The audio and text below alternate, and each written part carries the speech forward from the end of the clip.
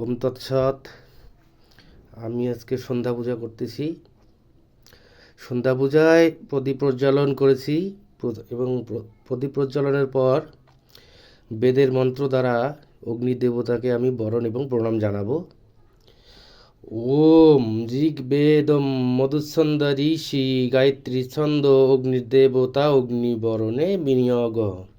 ওম অগ্নিমিলে পুরোহিতম যজনাস্য দেবম ঋত্বিয়জম হোতারম রত্নধাতু মম।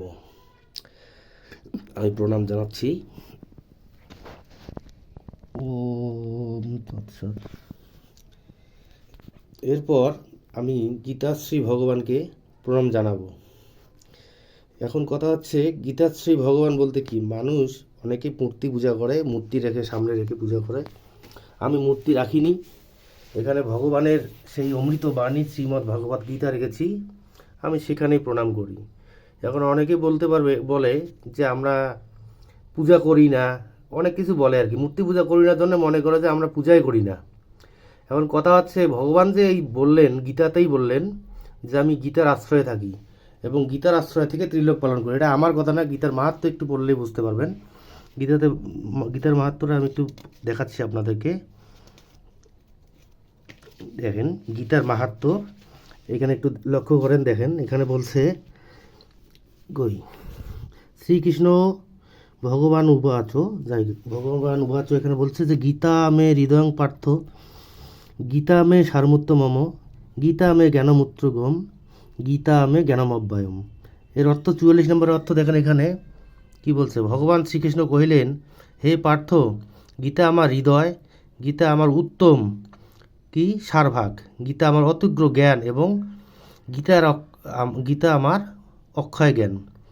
আপনাদেরকে একটু প্রমাণ দেওয়ার জন্য এখানে বলতেছি। যাই হোক, 45 নম্বর শ্লোকে এখানে বলছে গীতার মাহাত্মে, গীতা মে চৈত্যমং স্থানং, গীতা মে পরমং পদম, গীতা মে পরমং গৃহং গুজ্জং, গীতা মে পরমং গুরু। এখানে দেখেন 45 নম্বরে এখানে বলছে গীতা আমার উত্তম স্থান। দেখা যাচ্ছে কিনা জানি না, দেখেন একটু। গীতা আমার উত্তম স্থান, গীতা আমার পরম পদ মানে পা, গীতা আমার পরম গুজ্জ, গীতা আমার পরম গুরু। তারপর শ্লোকে দেখেন ওখানে বলছে গীতা স্বয়ং অহং তিষ্ঠামি, গীতা মে পরমম গৃহম। দেখা যাচ্ছে কিনা, যাই হোক, গীতা জনানম সমাশ্রিত ত্রিলোকিং পলায়ম। মানে এখানে বলছে দেখেন, তারপরে 46 নম্বর, আমি গীতার আশ্রয়ে থাকি, গীতায় আমার পরম গৃহ, আমি গীতা জ্ঞান আশ্রয় করিয়া ত্রিলোক পালন করি। এখানে আমি আমার মন করানো কোনো কিছু বলতেছি না, গীতার মাহাত্মেই ভগবান আমাদেরকে দিক নির্দেশনা দিলেন। গীতার মধ্যে যদি আপনারা কিছু কিছু শ্লোক পাঠ করেন তাহলে বুঝতে পারবেন যে আমরা ঠিক পথে আছি কি না ভুল পথে আছি। আসলে মূর্তি কিন্তু পূজার জন্য নয়, মূর্তি হলো বোঝার জন্যে। হয় না পূজা মূর্তিতে, পূজা হয় ঘটে। এ নিয়ে আমি এর আগে একটা ভিডিও করছিলাম, লাইভে বলছিলাম। অনেকেই মানে অনেক হিন্দু সনাতনীরা আছে হয়তো বা জানে না, বা জানলেও মানে দুশ্চিন্তার মধ্যে আমার কোনো লাইভে কমেন্ট করে নাই। যদি কমেন্ট করতো হয়তো 2-4টা কথা বলতে পারতাম। যাই হোক, এই জন্য আমি গীতা আশ্রয়ে ভগবান থাকে, এই জন্য গীতা আশ্রয়ে ভগবানকে আমি প্রণাম করবো এবার।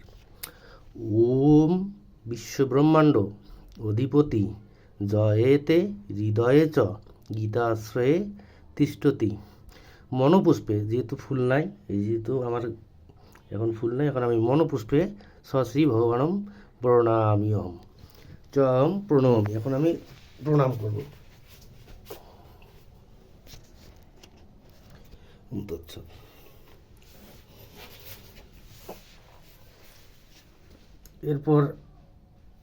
এরপর আমি গুরু প্রণাম মন্ত্র পাঠ করব। তারপর গুরু যে আমাকে দীক্ষা দিয়েছেন, যে মন্ত্র দিয়েছেন, সেই মন্ত্র আমি জপ করব।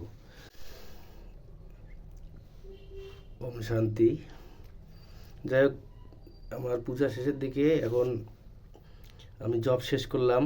আমার গুরুর দেওয়া যে মন্ত্র দীক্ষা, সেই মন্ত্র, সেই গুজ্জ মন্ত্র আমি জপ করলাম। এখন আমার পূজা শেষের দিকে, এবং এখন সবার উদ্দেশ্যে এখন আমি মঙ্গল কামনা করে আমার পূজা শেষ করব। সর্বে ভবন্তু সুখিনো, সর্বে সন্তু নিরাময়া, সর্বে ভদ্রাণি পশ্যন্তু, মা কশ্চিৎ দুঃখ ভাগ ভবেৎ। হে ভগবান, পৃথিবীর সকল জীব সুখী হোক, সকল মানুষ সুখী হোক, কেউ যেন দুঃখ ভোগ করে না প্রভু।